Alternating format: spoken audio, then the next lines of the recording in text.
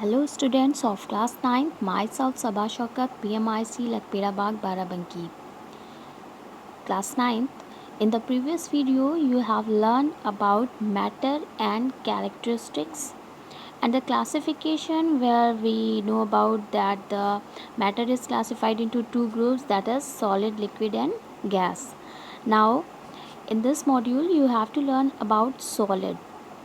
So first you have to write down solid at the center of your copy, and the next heading characteristics at the side heading, and the first point is, जैसा कि आप देख रहे हैं मैंने यहाँ पे shape लिखा हुआ है, ठीक है। तो आपको फर्स्ट पॉइंट लिखना क्या है, सॉलिड हैज़ डेफिनेट और नॉन चेंजिंग शेप। इनका जो शेप होता है वो डेफिनेट होता है, चेंज नहीं होता है। सेकेंड पॉइंट वॉल्यूम, अगर शेप डेफिनेट है तो वॉल्यूम भी आपका फिक्स होगा, तो solids have fixed volume. Next intermolecular space, तो first of all you have to write down about what is intermolecular space, that is the third point intermolecular space. इसमें आपको क्या लिखना होगा कि in the solid particle the molecules are found and the space between two molecules is known as intermolecular space, and in solid intermolecular space is very low। जो दो particles दिख रहे हैं इनके बीच का जो भी स्पेस होता है इसे बोलते हैं इंटरमोलिक्यूलर स्पेस। और इंटरमोलिक्यूलर स्पेस जैसे कि आप देख रहे हैं सॉलिड में बहुत कम है, लिक्विड में थोड़ा ज़्यादा है और गैस में बहुत ज़्यादा है, ठीक है। तो इंटरमोलिक्यूलर स्पेस इसका नेक्स्ट पॉइंट हो जाएगा। और इसके बाद आप इसमें ये देखिए मैंने यहाँ पे बना दिया है, आप इस तरह से मिड में लिख लेंगे और उसको ब्लैक पेन से इस तरह से कवर कर देंगे कि सॉलिड, उसके बाद लिक्विड, और लिक्विड से ज़्यादा होगा हमारा गैस में। नेक्स्ट आप हेडिंग नहीं पॉइंट लिखेंगे इंटरमोलिकुलर फोर्स। तो first of all you have to write down what is intermolecular force. The force of attraction found between two molecules is known as intermolecular force, and intermolecular force is very high in solid, ठीक है। जितने particles पास पास होंगे उनमें intermolecular force सबसे ज़्यादा होगा। तो solid में पास पास है तो इंटरमोलिकुलर फोर्स इसमें ज़्यादा होगा। नेक्स्ट कंप्रेसिबिलिटी, कंप्रेसिबिलिटी क्या होती है, संकुचन या दब जाना। तो कंप्रेसिबिलिटी क्या होगी, क्योंकि सॉलिड जैसे कि आपकी एक बुक है, कॉपी है, तो इसे आप कंप्रेस करके किसी पतली जगह में नहीं रख सकते, ये जितना शेप है उसी शेप में आएगी। तो कंप्रेसिबिलिटी इसकी क्या होती है, नील होती है, या आप लिख सकते हो ज़ीरो कंप्रेसिबिलिटी, ओके। नेक्स्ट है चेंज शेप, तो चेंज शेप नहीं होता क्योंकि इसका जो शेप होता है वो फिक्स्ड होता है।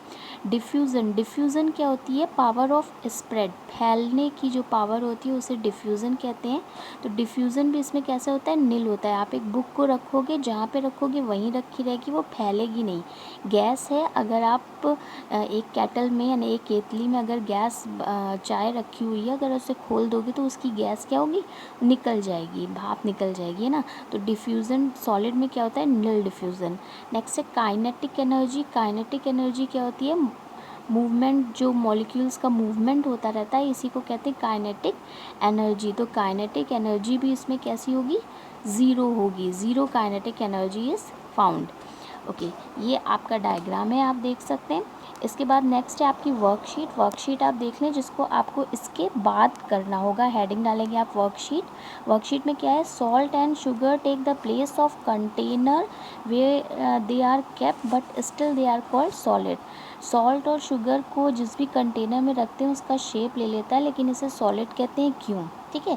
तो क्यों कहेंगे कि because individually the particle of salt and sugar has a definite shape, उसका एक शेप डेफिनेट होता है। Either they are kept in a container और केप्ट इन आवर हैंड, चाहे हम उसे एक कंटेनर में रखें चाहे हम अपने हाथ पे रखें, उसका शेप क्या होता है, वो एक ही जैसा होता है।